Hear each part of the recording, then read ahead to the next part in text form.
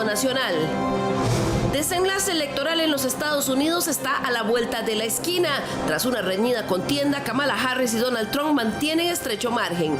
Estrategias de campaña arrecian tratando de convencer a los indecisos. Cuando eres criada por una madre inmigrante. Aquí apela a su propia historia. Ella es hija de inmigrantes que alcanzaron el sueño americano.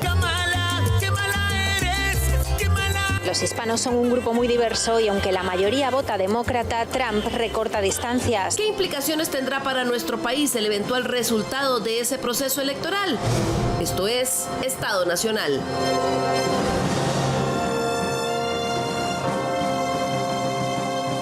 Muy buenos días, gracias por acompañarnos nuevamente aquí en Estado Nacional, como todos los domingos en la mañana. Estamos a 17 días de las elecciones en los Estados Unidos, un proceso que ha estado marcado por eventos inéditos. La contienda va hasta el momento muy reñida y las encuestas muestran una muy estrecha diferencia entre los candidatos, la demócrata Kamala Harris y el republicano Donald Trump. ¿Cuál es el panorama de aquí al día de las elecciones? ¿Qué implicaciones tendrá el resultado de ese proceso electoral para nuestra región y en particular para nuestro país? Y también cómo entró la inteligencia artificial y otras disrupciones tecnológicas en este proceso.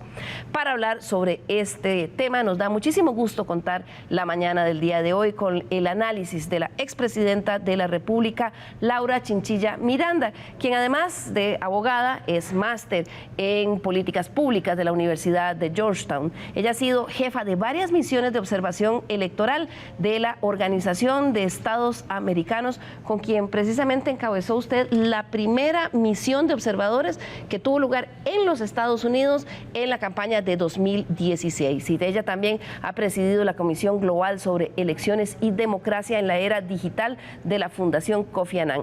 Presidenta, qué gusto tenerla con nosotros. El gusto es mío, Iliana, hablando de un tema que no solamente es de gran relevancia para ese país, Estados Unidos de América, sino que precisamente por el papel tan predominante que este país juega en el escenario global, lo es también para el resto del mundo. Muchas gracias por la invitación. Es en este 2024 uno de los procesos electorales que más implicaciones tiene en el mundo, sin ¿verdad? Duda, sin duda. Bien, nos acompaña también el día de hoy el doctor Constantino Urcullo, frecuente amigo y analista en nuestro programa. Él es abogado, estudió Relaciones Internacionales en la Universidad de Bordeaux y es doctor en Sociología Política por la Universidad de Sorbona de París. Bienvenido, don Constantino, qué gusto tenerlo de nuevo, doctor. El gusto es mío, Liliana, muchas gracias por la invitación y bueno, gozaremos hoy de compañías muy importantes y amistades de muchos años y eso me hace estar muy contento. Sin duda alguna es un lujo de panel el que tenemos el día de hoy y lo complementa además Luis Adrián Salazar. Él es exministro de Ciencia y Tecnología, profesor y consultor internacional en temas de transformación tecnológica y digital, así como innovación en ciberseguridad, que también ha andado por todo el mundo en estos días hablando de estos temas, todo este año y el año pasado. Luis Adrián, qué gusto tenerlo de nuevo. Muy buenos días, doña Liliana, y un placer estar acá conversando con este tema que es tan disruptivo, en un tema que es tan trivial y que además de eso tiene tanto impacto dentro del quehacer internacional, y pues muy honrado de estar con don Constantino y la señora presidenta. Así es, tenemos hoy un panel de verdad de lujo. Vamos a empezar viendo lo que nos muestran múltiples encuestas que dan cuenta de lo ajustado de esta contienda que ya casi se encamina a su recta final. Esta que vamos a ver en pantalla es una encuesta en línea que tiene el diario The New York Times y que es en tiempo real. Esta fue una captura que hicimos a mediados de esta semana, el día jueves, y que nos muestra cómo van las proyecciones de apoyo electoral para cada candidato. Doña Laura, vemos sin duda una carrera que se ha ido acercando, pero es muy estrecha la diferencia, y esta encuesta del New York Times hace también como un promedio de varias, ¿verdad? Así es, las encuestas en Estados Unidos y a nivel global empezaron a fallar de manera estrepitosa desde hace ya algunos ciclos electorales, de manera que ahora estamos viendo, digamos, un poco más de sofisticación en la medición de los resultados, pero quizás es importante aclarar de arranque que si bien ese dato es relevante, nos está hablando del voto popular, es decir, el voto a nivel nacional. Y recordemos que en el caso de Estados Unidos, por lo particular de su proceso electoral, de las instituciones que lo definen, es el único caso en el mundo, el voto popular es de alguna manera intermediado por lo que se llama el voto del colegio electoral. Entonces, a la par de estos resultados, cuenta mucho observar qué está pasando en lo que se llaman los estados bisagra, que son aquellos que, no estando claramente expectados como estados rojos o republicanos o estados azules y demócratas, terminan siendo los que definen el resultado electoral. Entonces, cuando bajamos a ver esos 7 estados que hoy se llaman los swing states, la situación es aún más tensa, porque si bien Kamala, por ejemplo, al día de hoy está liderando 4 de los 7 swing states, son por porcentajes que no llegan ni al 1% en algunos. Por la mínima. Por la mínima. Entonces, verdaderamente es un proceso de los más cerrados que ha conocido la historia norteamericana. Claro, precisamente por esto que menciona doña Laura, comenzamos con un vistazo a algunas generalidades del proceso electoral estadounidense, su sistema de elección y por qué la vista esta sobre estos algunos estados claves, el vistazo que hacemos sobre algunos estados claves es vital. Este es un reporte de Salomé Ramírez de nuestros colegas de La Voz de América. Unas 244 millones de personas están habilitadas para votar en las elecciones del 5 de noviembre en Estados Unidos. Sin embargo, tan solo un puñado de ellas tendría en sus manos definir quién ganará entre Kamala Harris y Donald Trump. Y es que en Estados Unidos no necesariamente gana quien obtiene el apoyo popular, sino quien logra 270 votos del colegio electoral. Un sistema de elección indirecta creado en 1787 que refleja al gobierno federal. Cada estado tiene un número de votos electorales asignados y aunque algunos son históricamente demócratas o republicanos, otros, los indecisos, definirán el ganador de las elecciones. Estos son esos estados clave. Con 19 votos del colegio electoral, Pensilvania es el estado indeciso con la mayor cantidad de votos electorales. Por esa razón se convirtió en el foco principal de las dos campañas. Trump ganó este estado en 2016, sin embargo en 2020 se volcó hacia Joe Biden y le aseguró la presidencia. Los votantes allí dicen sentirse motivados por la economía y la alta inflación. En Georgia están en juego 16 votos del colegio electoral. Mientras el Partido Republicano intenta movilizar bloques de votantes en áreas metropolitanas como Atlanta, los demócratas intentan ganar el apoyo de los afroamericanos. Un tercio de la población de Georgia es afroamericana, una de las mayores proporciones del país. Es en este estado donde Trump es acusado de conspirar para revertir su estrecha derrota ante Biden en 2020. Este año fue la primera vez que un candidato presidencial demócrata ganó Georgia desde 1992. En Carolina del Norte también están en juego 16 votos electorales. Este estado ha apoyado a los republicanos por la mayor parte del último medio siglo, a excepción de 2008, cuando ganó Barack Obama. Trump ganó Carolina del Norte en 2020, pero lo hizo por poco más de 70,000 votos. Michigan, con 15 votos electorales, fue por mucho tiempo un territorio confiable para los demócratas. Sin embargo, en 2016, Trump ganó el estado debido a su atractivo para los votantes blancos de clase trabajadora. Aún así, este año la diversidad de su población podría ser beneficiosa para Harris. Encuestas recientes indican que la economía es lo más importante para los votantes de Michigan. Además, tiene la mayor proporción de árabes estadounidenses del país, quienes han criticado a la actual administración por el conflicto en Gaza. El estado fronterizo de Arizona acumula 11 votos electorales. Su cambiante demografía y protagonismo en el tema migratorio lo hacen un estado indeciso. Durante décadas, Arizona apoyó fielmente a los candidatos republicanos, incluido Trump. Sin embargo, en 2020, Biden dio la vuelta al estado por un estrecho margen. En Wisconsin se deciden 10 votos electorales y durante el último siglo quienes han ganado el estado lo han hecho por menos del 1% de los votos. Es decir, 20,000 votos pueden inclinar la balanza en un estado de casi 6 millones de personas. La vicepresidenta Harris espera que Wisconsin le ayude a ganar el muro azul de los demócratas, mientras que el expresidente Trump pretende derribarlo como lo hizo en 2016. En Nevada, aunque apenas se juegan 6 votos electorales, la diversidad de su población podría ser clave. Allí alrededor del 40% de los votantes son latinos, negros o asiático-americanos. Aunque son poblaciones que podrían inclinarse hacia Harris, sus preocupaciones por la economía podrían beneficiar a Trump. En los 7 estados las encuestas apuntan a una contienda electoral reñida en la que cada voto será clave.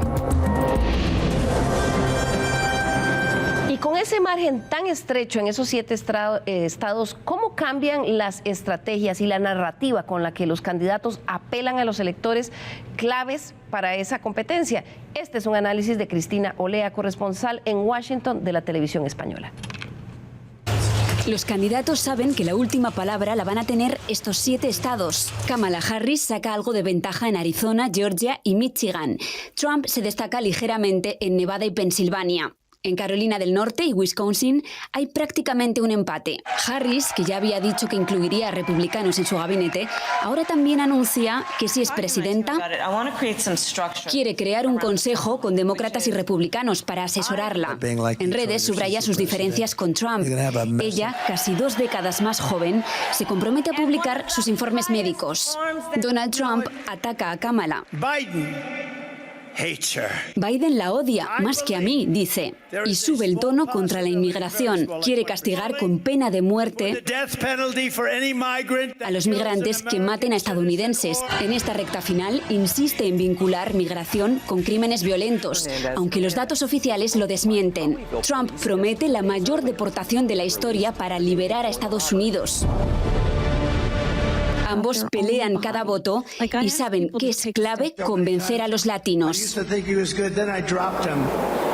El voto latino es quizás más decisivo que nunca. Es uno de los grupos de población que más crece. Cada 30 segundos un hispano cumple 18 años en Estados Unidos.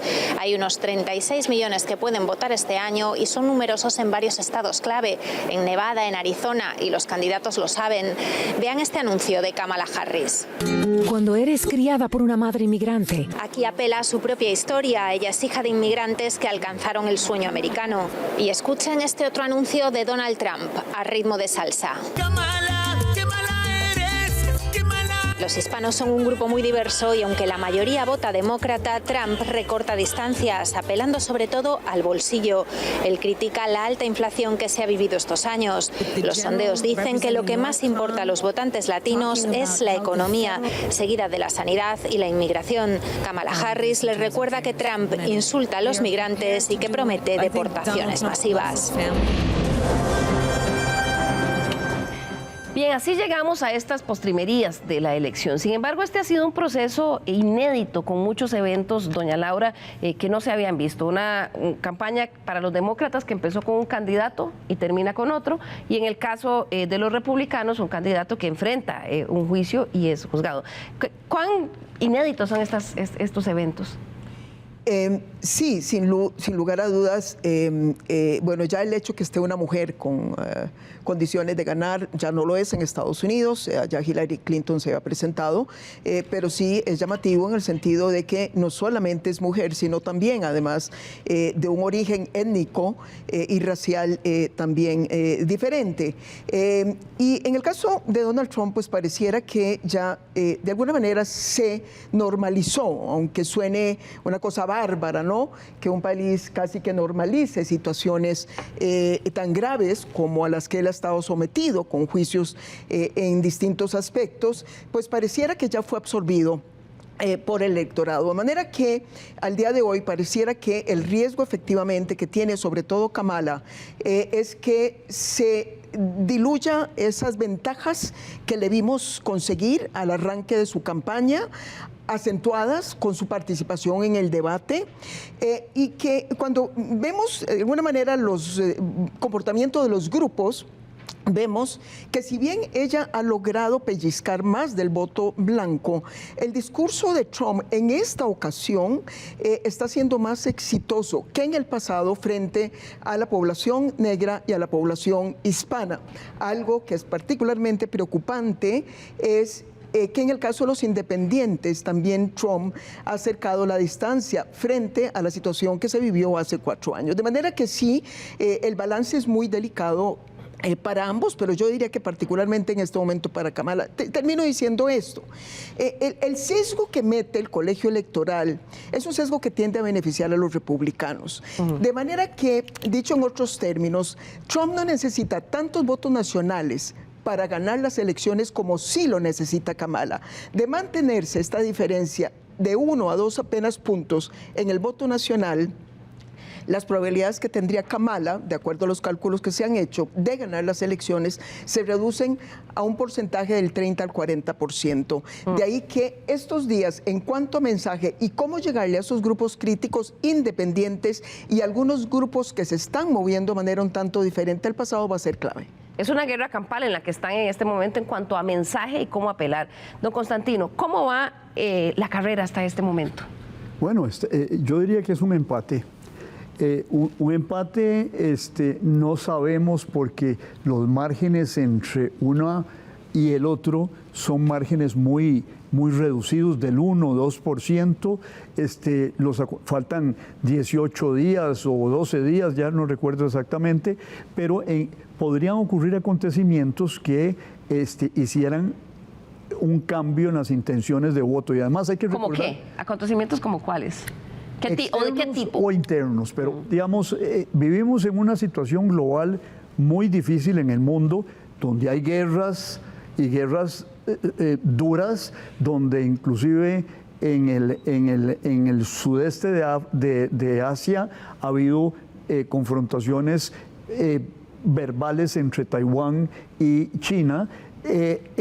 Alguno de esos acontecimientos podría tener un efecto sobre el proceso interno, pero lo que cuenta es fundamentalmente los procesos internos en cada uno de esos 7 estados. Por ejemplo, tomemos Pensilvania, ¿verdad? Y uno cree que la medición de Pensilvania con 1 o 2 puntos que se alternan de acuerdo a las semanas entre los dos es muy fácil. No, es dificilísima, porque hay... los demócratas controlan las ciudades, controlan los condados al este de Pensilvania, pero la parte rural que está hacia el oeste del estado es una parte roja que es controlada por los republicanos. Entonces, eso nos dice de que los estrategas de campaña tienen que ser finos, delicados en el sentido de llegarle a esos grupos, y los dos no salen de Pensilvania. Pasan en Pensilvania 2 o 3 días y se van a otro de los estados de lo que se llama el Blue Wall, o también el cinturón del óxido, que son estados que se han desindustrializado, y entonces la gente está enojada porque ha perdido con la globalización. Entonces hay que hacer un análisis muy delicado de cada uno de esos estados: Wisconsin, Michigan, Pensilvania. Se me va alguno ahí en el muro azul, y no son todos iguales. Hablan de muro azul, pero porque siempre fueron estados industriales que eran la base histórica tradicional del Partido Demócrata, pero con la deslocalización, la globalización, muchas de esos capitales se fueron al sudeste de los Estados Unidos, o se fueron para afuera, para la China, para Europa, etc. Entonces, el problema es muy delicado porque el análisis tiene que ser muy fino. Y yo nada más termino diciendo esto. Leía yo un artículo de un analista del Financial Times donde él decía: mire, ya yo la vez pasada hice pronósticos y no la pegué. Esta vez no los voy a hacer porque no quiero fracasar como fracasé la vez pasada. Claro. ¿Me permitís una cosa muy breve?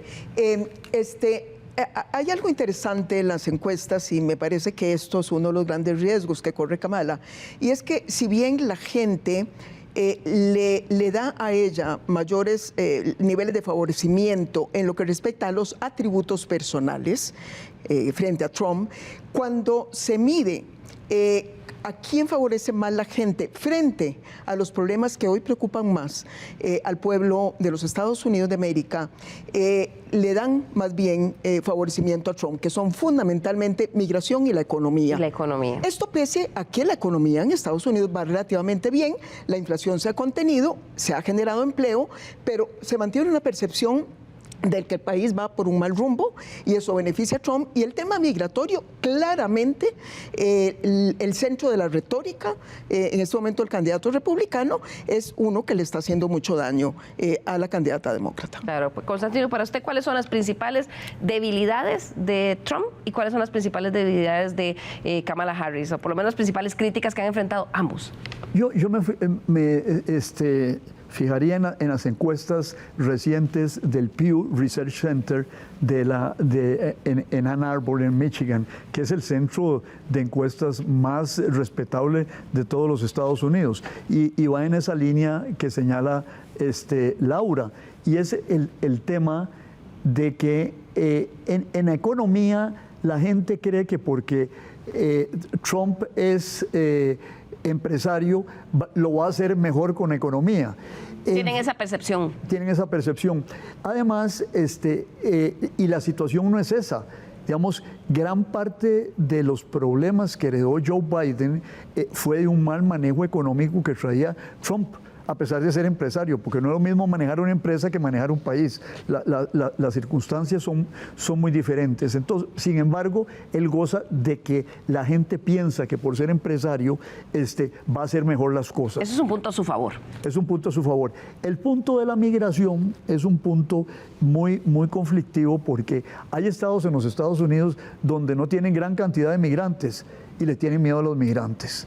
Y el tema es de eso lo que se llama los flyover states. Dicen que son los estados por los que uno vuela cuando va de una costa a la otra costa, ¿verdad? Y entonces es gente rural o clase trabajadora que ha perdido sus empleos o ha visto deteriorados sus condiciones y piensa que el gran enemigo son los migrantes, y no tienen gran cantidad de migrantes, muchos de ellos. Hay un caso parecido en Europa, que es Finlandia.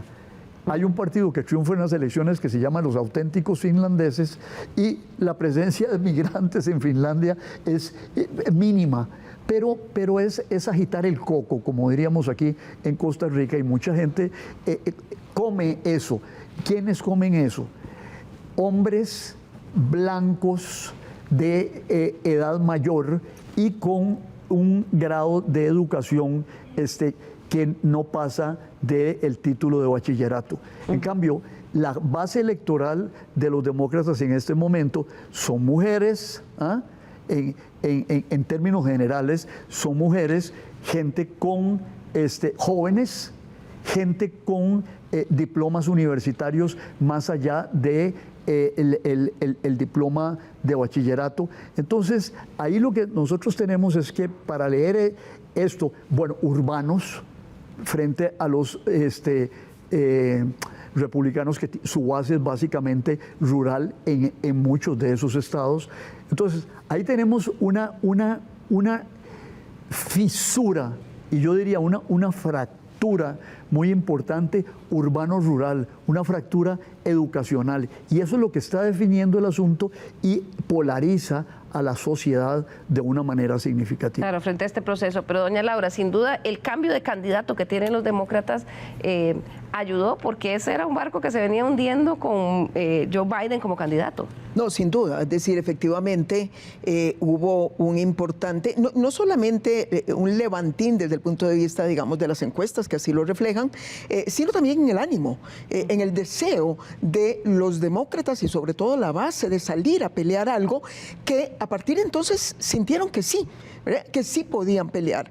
Recordemos que Estados Unidos no es un ente aislado, lo que está pasando a nivel global es parte de lo que también pasa en ese país, y es que acabamos de cerrar precisamente el ciclo electoral más grande del mundo, ¿verdad? Porque además tuvieron elecciones las democracias también más grandes, en México, India, etcétera. Y la tónica fue, en casi todos ellos, con algunas excepciones, castigar al gobierno de turno, ¿verdad? Entonces, bueno... pasarle la factura. Hay algo ahí que por más que Kamala haya traído un nuevo impulso y las encuestas la han beneficiado, la pregunta que nos hacemos, de nuevo, por la particularidad del sistema electoral en Estados Unidos, es si les va a dar lo suficiente. Kamala hoy parte con 226 votos del colegio electoral, Trump con 219. Pero Trump, por esos sesgos de los que hablo, le bastaría ganar Pensilvania, Georgia y Carolina del Norte para alcanzar los 270 votos. A Kamala le está costando más reunir el número de los swing states que los que al final van a definir la elección. Claro. Esto nos lleva, don Constantino, también al análisis de cuál es el impacto global que tiene esta elección y también cuál es, digamos, la factura que podría estarle pasando a los electores norteamericanos la política internacional de este gobierno actual en los Estados Unidos. Bueno, ese es un tema de fondo en esto.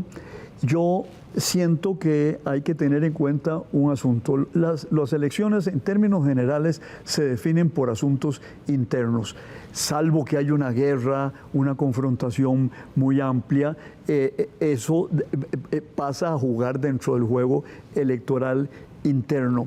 Pero yo creo que aquí el gran tema también es el personal, que no lo toqué yo en mi última intervención, digamos, los negativos de Trump. Si tiene sus positivos, economía, migración, tiene unos negativos, de acuerdo con la encuesta del Pew Research Center de hace unas semanas, que es que la gente lo ve muy enojado, lo ve que muy viejito. Dice, le pregunta, ¿usted cree que el señor Trump es sharp, mentalmente agudo? Y dice, no.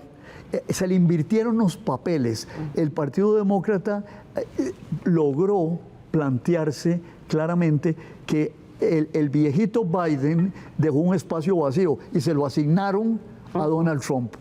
¿Quién es ahora el viejito frente a una señora que la creen honesta, que la creen capaz de unir a los norteamericanos y que sale al estrado y a la plaza pública sonriendo y bailando? Mientras el señor del otro lado aparece bravo, enojado, peleándose con toda la gente.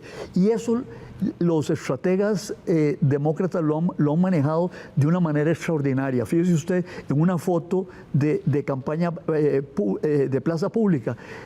El esposo es un hombre afable, de la señora judío. El presidente era coach de fútbol americano. Tim Walz sonríe, se ríe, la señora también. Hay un cambio del manejo de la imagen. Del manejo de la imagen y de la atmósfera emocional en el escenario público. Pero ahora, a lo interno para el elector, digamos, las posiciones que ha tenido Estados Unidos con los conflictos bélicos, la posición con la invasión rusa en Ucrania, con el conflicto entre Israel y Hamás. Ahí no parece haber una gran simpatía del elector de lo que se ha hecho hasta el momento en el gobierno, ¿verdad? Es relativo, es relativo. Mire, si yo soy un granjero de Iowa y lo que hago es cultivar maíz y me dicen, ¿usted está de acuerdo? Y ahí le va un poco mal a Kamala y a Biden. ¿Usted está de acuerdo en que le demos tantos billones de dólares al ejército ucraniano que está perdiendo terreno también en Ucrania frente a los rusos y que no haya subsidios necesarios para la agricultura en los Estados Unidos? Hay un enojo por eso. ¿Sí? Hay un rechazo a eso. Entonces, ¿cuáles son los puntos que pueden afectar internacionalmente la campaña? Uno, Ucrania. Ahí acabo de tocar un solo aspecto y no solo es ese. El otro es la cuestión de Israel y ahí hay otro gran tema en la conciencia norteamericana, que es los ataques que hicieron los islamistas en su momento a los Estados Unidos. Y el otro gran tema que es compartido y es el rechazo a China. Ahí republicanos y demócratas coinciden, con matices, pero no hay una separación global. Si usted pasa las encuestas, y vuelvo al Pew Research Center, ahí pareciera un consenso entre las fuerzas políticas en los Estados Unidos de que China es una amenaza. Matizadito de que Biden ha estado hablando con ellos, el señor Trump anuncia nuevas tarifas a los productos chinos, pero en Estados Unidos hay una clara conciencia en su electorado y en su clase política de que el enemigo se llama China y Xi Jinping. Claro, y ese enemigo no es solo comercial, Luis Adrián, sino que también hay en la geopolítica toda una guerra que tiene que ver con la tecnología y con inteligencia. Este es la primera gran, porque han habido en ocasiones pasadas uso de tecnología en las diferentes campañas políticas. Sin embargo, yo creo que esta es la primera campaña política ciberespacial. Y lo digo porque la incidencia de la inteligencia artificial en poder generar un posicionamiento que va más allá de la percepción inicial de los electores y que los lleva a la creencia de una posverdad a partir de mensajes que potencian los diferentes candidatos a través de las diferentes plataformas digitales. O sea, tenemos una altísima incidencia de todo lo que tiene que ver con las partes de plataformas cibernéticas, sobre todo pensando en la aparición en este instante de la inteligencia artificial y cómo poco a poco esta ha venido calando de una manera masiva, tratando de amplificar el mensaje y llegando a crear una burbuja digital que permite que haya una microsegmentación de cada uno de los votantes, donde lo que llega a cada uno de los votantes es la información que realmente los candidatos quieren que crea a partir del análisis y perfilamiento que se ha hecho por medio de los algoritmos que tienen las diferentes plataformas digitales. Ahora más adelante vamos a ver algunos ejemplos de esos. Vamos a hacer aquí nuestra primera pausa comercial y al regresar vamos a hablar sobre las implicaciones que los eventuales resultados de esta elección van a tener para Latinoamérica, para Costa Rica y también un poquito cómo fue esa irrupción de la tecnología en esta elección. Ya volvemos.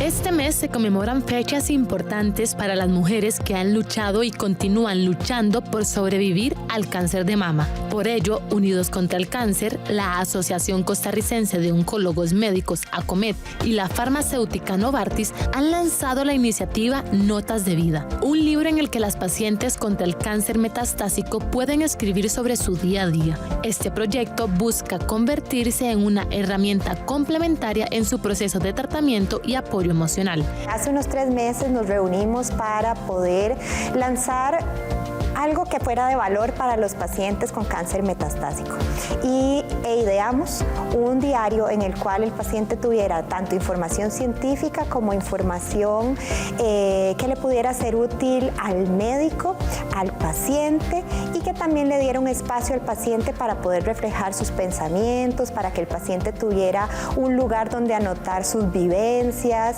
sus miedos. Este diario no solo incluye insumos médicos, sino que también cuenta con la perspectiva de las pacientes. De esta manera se integra la visión de quienes viven con esta enfermedad. Una labor a la que nosotros dedicamos muchísimo esfuerzo porque nos parece fundamental unirnos para poder enfrentar juntos el desafío monumental que representa el cáncer de mama metastásico.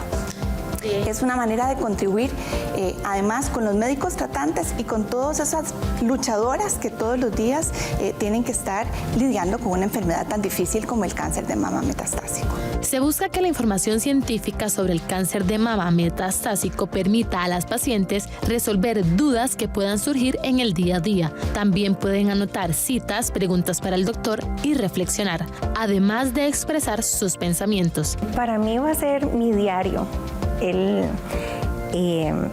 Siento que es una herramienta que lo necesitamos. Las pacientes necesitamos una herramienta como esta. Y este diario, ¿verdad? Para mí va a ser mi diario personal y yo sé que para muchas también. Es una gran experiencia. En mi caso ya el otro año cumplo 10 años de tener cáncer. Bueno, yo estoy sana, el doctor es el que dice que tengo cáncer. Y es en un momento donde son tantas cosas que le pasan a uno por la cabeza que verdaderamente uno tiene que tener un lugar donde poder escribir las preguntas, las dudas, los medicamentos que toma, las cosas que le pasan en X momento. Recuerde que la prevención salva vidas. Por eso, en este mes rosa se insta a las mujeres a realizarse chequeos de mamas, tanto mamografías como ultrasonidos. Un diagnóstico a tiempo puede ser tratado de manera exitosa.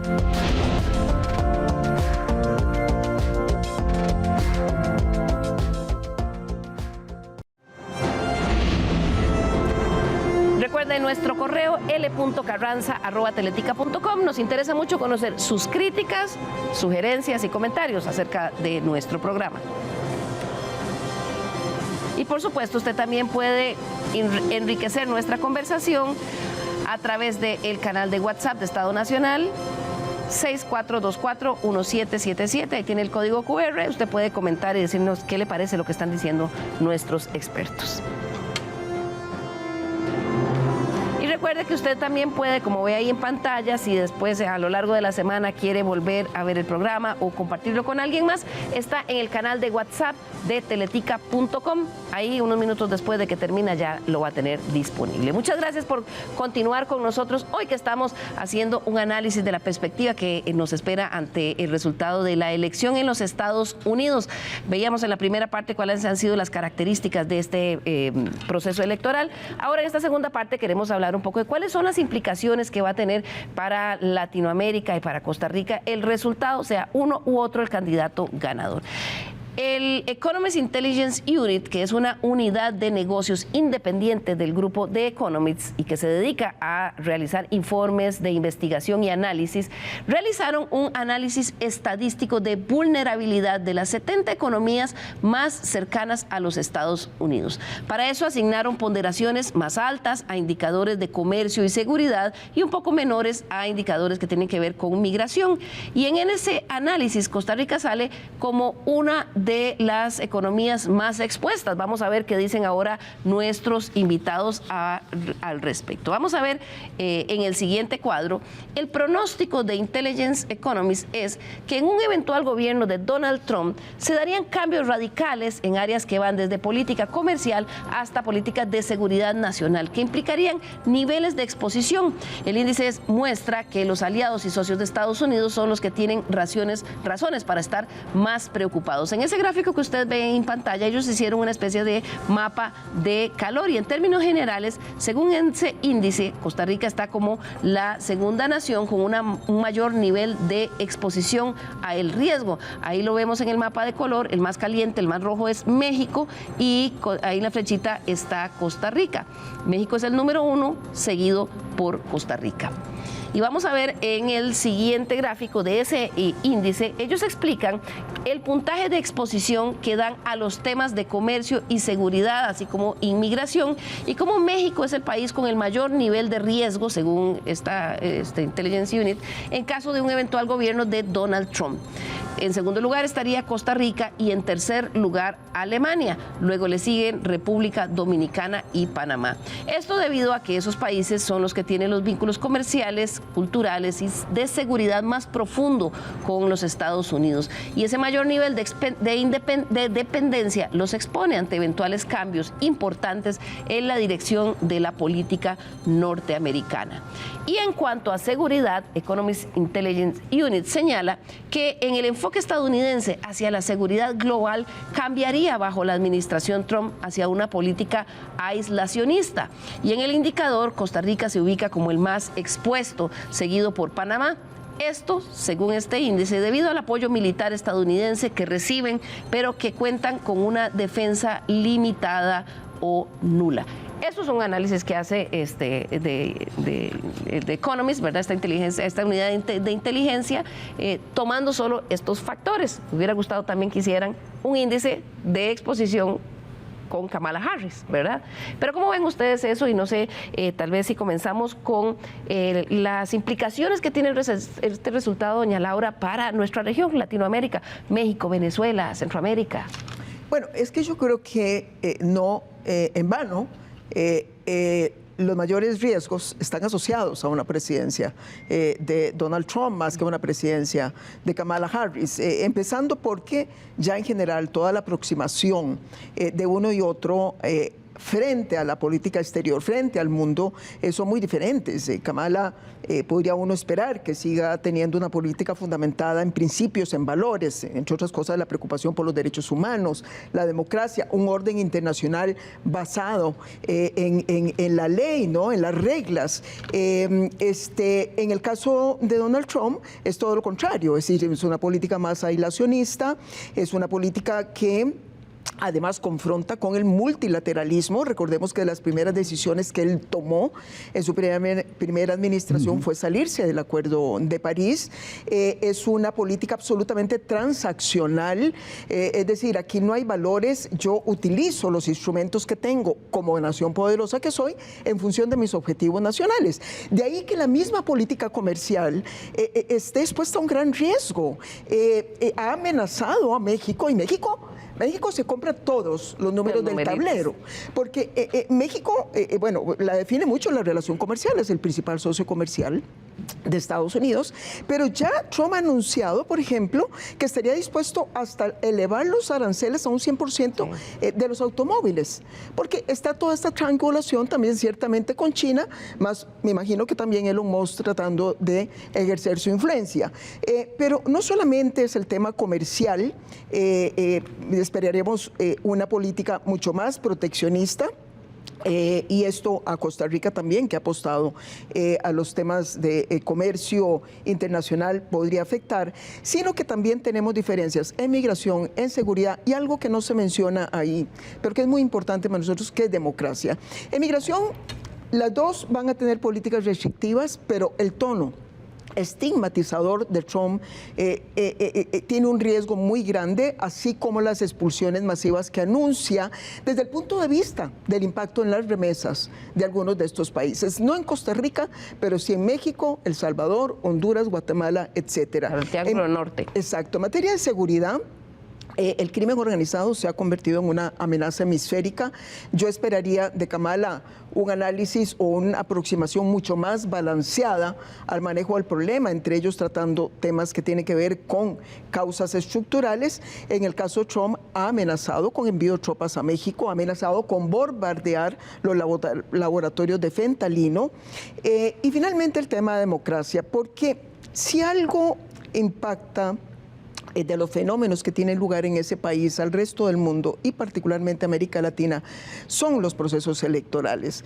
Después de que Trump gana en el 2016, vimos una seguidilla de candidatos en América Latina que siguieron exactamente el mismo manual. La industria electoral norteamericana hizo clavos de oro, recetándoles a todo lo mismo: más desinformación, más polarización, más estrategias posverdad, y me temo que eso se va a acentuar con un segundo eventual triunfo de Donald Trump en nuestra región, afectando ya de por sí democracias que en este momento se encuentran muy vulnerables a esas influencias. Bueno, ya que usted menciona eso, y antes de entrar al tema de Costa Rica, hablemos de eso, del tema la desinformación, los deepfakes y el uso cuestionable de la inteligencia artificial. Ha sido un protagonista en estas elecciones en los Estados Unidos. Nos lo cuenta Stephanie Martínez de la Alianza Informativa Latinoamericana.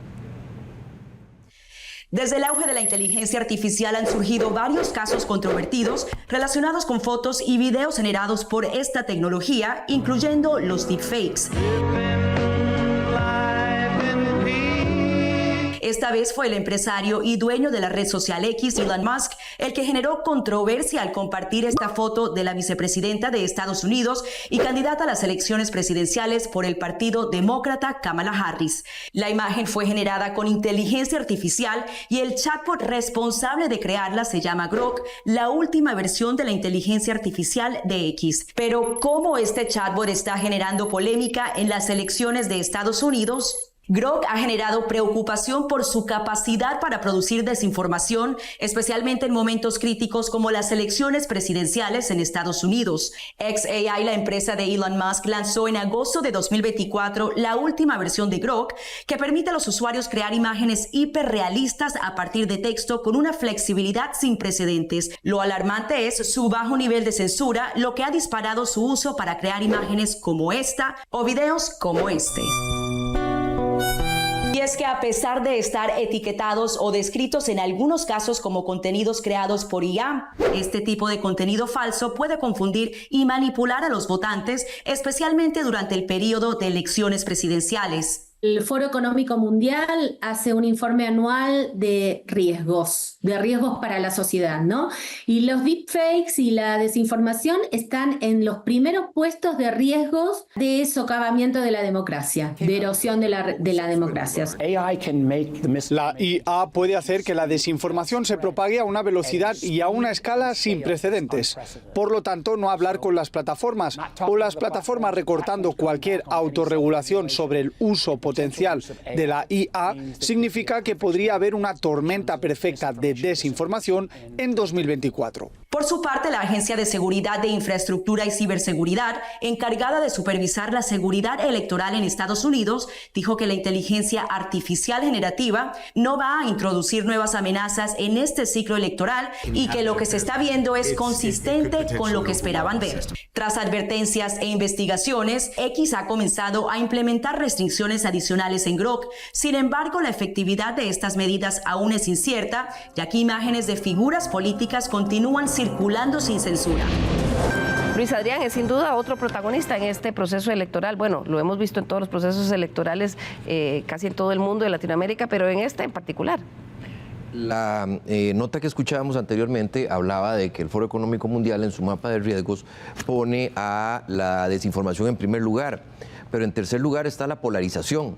Y cuando nosotros estamos llegando a una tormenta perfecta, en donde el acceso que tenemos a Internet y en algunas ocasiones lo poco que analizamos las fuentes de información, de dónde provienen la información y la capacidad que tiene la inteligencia artificial de hacer semejanzas y alusiones a la realidad es cada vez mayor. Entonces, en este momento nos encontramos en un mundo donde lo que vemos y lo que oímos no siempre es real, y en caso de las elecciones, muy particularmente en Estados Unidos y en esta contienda, desciende de todas esas capacidades que tiene de poder, a partir de un registro de voz, de un registro de video, el poder yo simular a una persona que está diciendo o haciendo algo, poniéndole en un momento determinado, o bien generando un sesgo hacia cierto punto de vista, que aquí es muy complejo porque las percepciones de las personas tienen una percepción inicial, pero todas estas deepfakes, todas estas noticias falsas, lo que hacen es que empujan, encierran y entonces hacen que el elector única y exclusivamente se vea orientado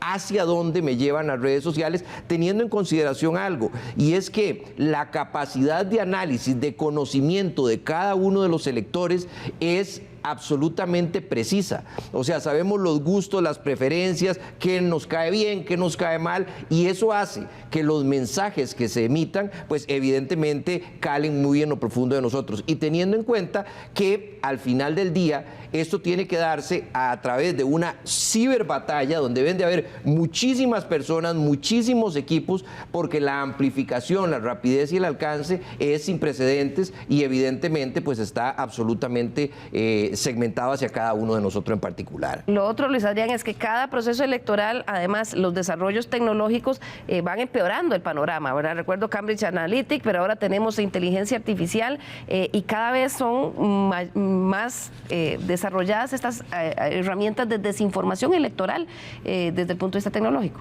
Estamos en este instante con la inteligencia artificial más básica que vamos a tener en toda la historia. O sea, es la inteligencia artificial más básica que vamos a tener en toda la historia.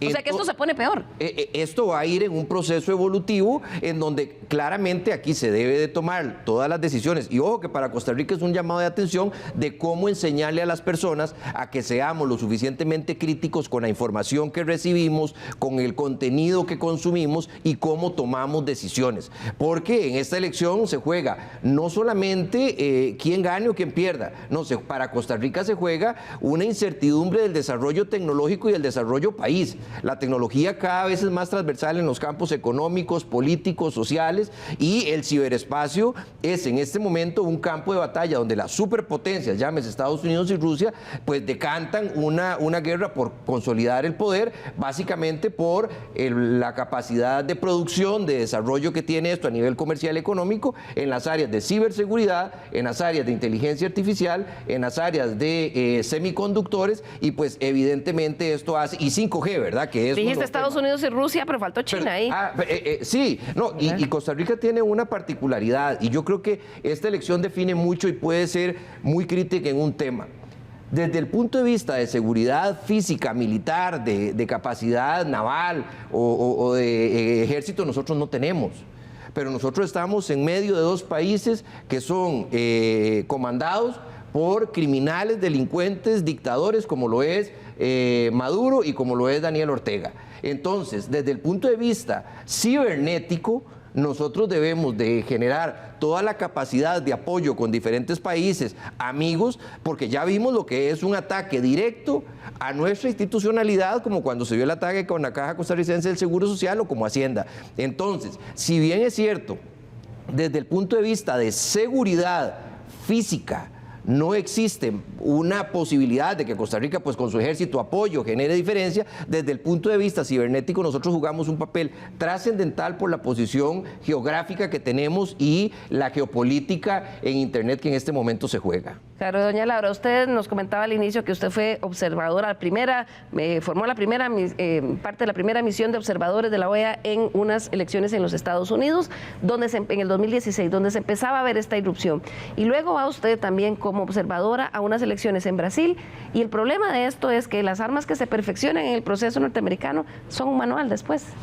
¿verdad? Sin duda, logran también, obviamente, cada uno de los que vienen a agregar algo más, porque recuerdo que en el 2016 la gran sorpresa, o sea, a todos, al mundo entero lo tomó por sorpresa, el uso, por ejemplo, que se hizo a través de esquemas ilegales, que puso en evidencia el caso Cambridge Analytica en su momento, del uso, por ejemplo, de las redes abiertas como Facebook y Twitter en ese momento, entre otras.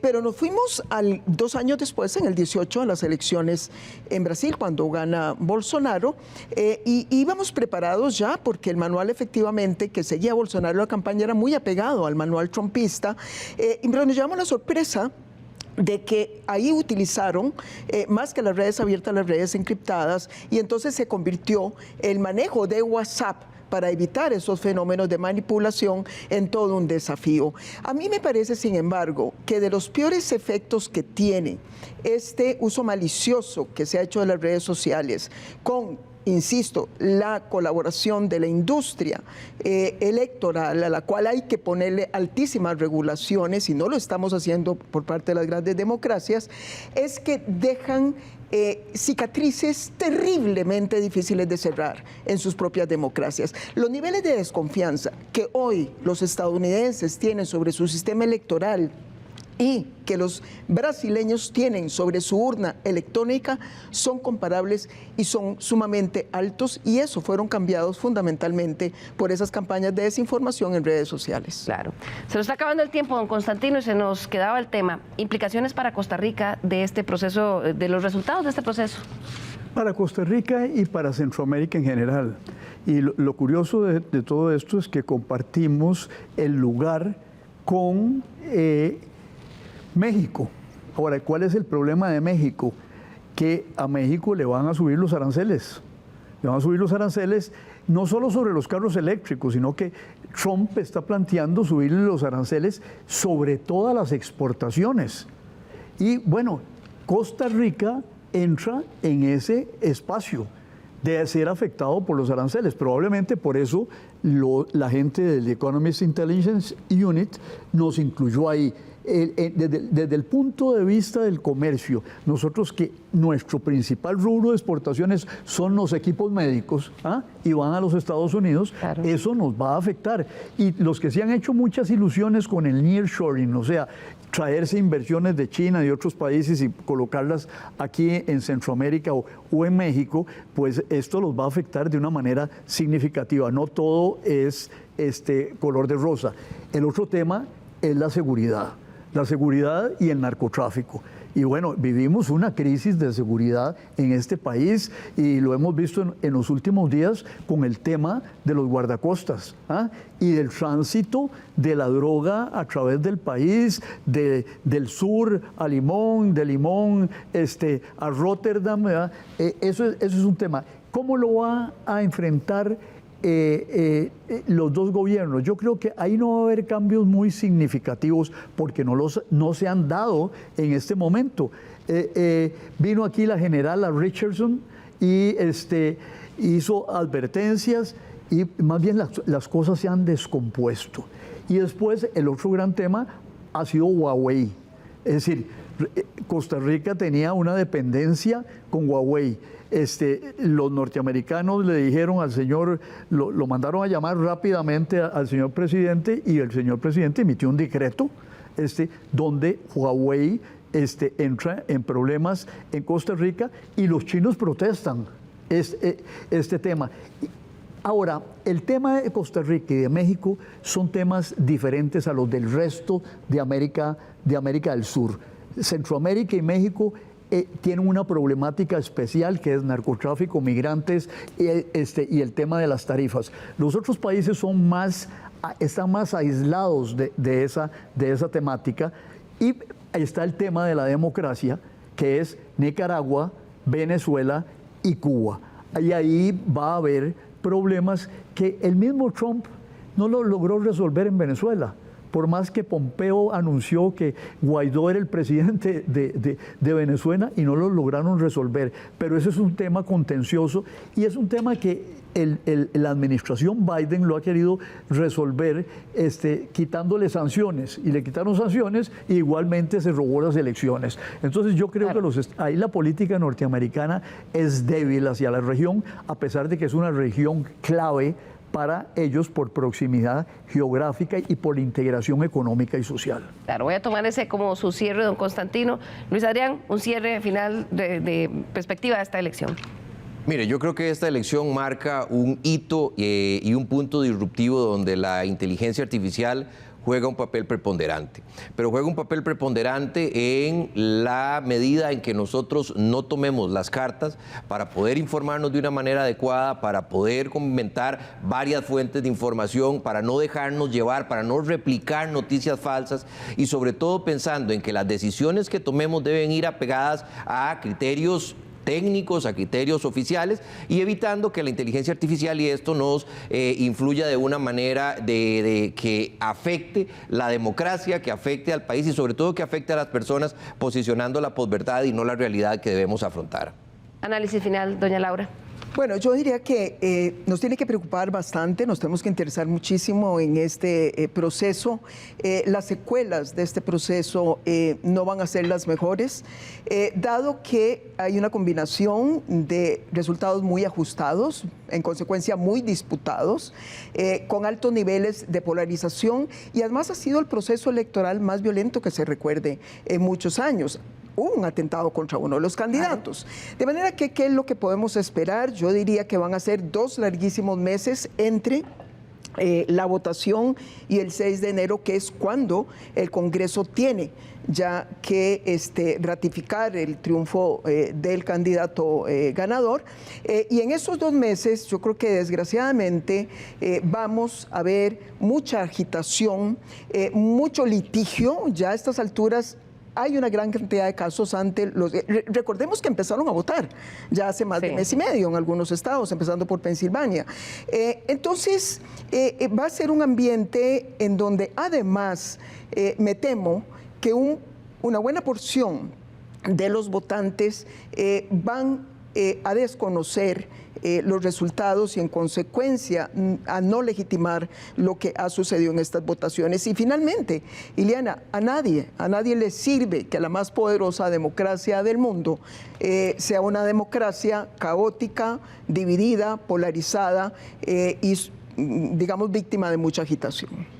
Así es, me encantará tenerlos luego para analizar los resultados a los que se lleguen aquí en Estado Nacional. Muchísimas gracias a nuestros invitados, a ustedes en sus casas por acompañarnos. Nos vemos la próxima semana nuevamente aquí en la Mesa de Estado Nacional. Tengan un muy bonito domingo.